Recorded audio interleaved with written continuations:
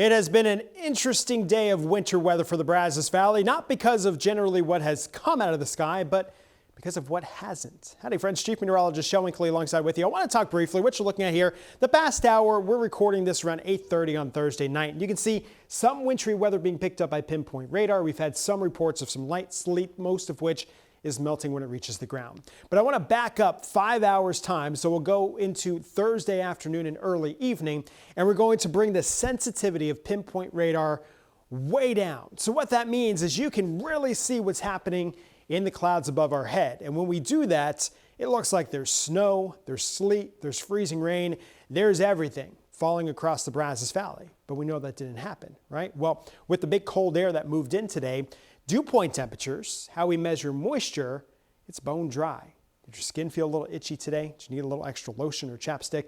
This is why. This air is not much moisture left in it. But when we take a snapshot of the atmosphere above Bryan and College Station, this is what it looked like today. From the top of the atmosphere to about 5,000 feet up, the air bone dry.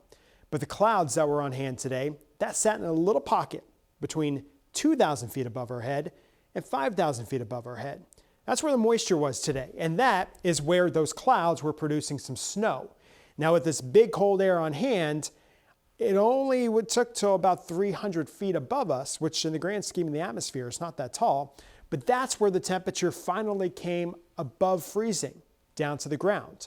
So those snowflakes were making it until about 300 feet. Now we're in dry air again, so some of that's being gobbled up by dry air, and as it comes down to the ground with temperatures just above freezing, those snowflakes start to melt, and that's why they come down to the ground as the sleet pellets we saw today.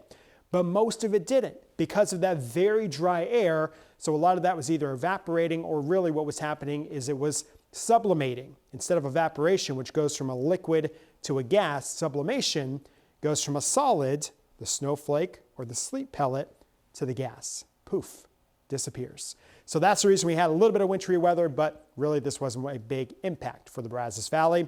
And even what's making it down to the ground is melting on contact. It is gone, and the dry air and the wind we have on hand is zapping that moisture away. So Friday morning's commute looked good too.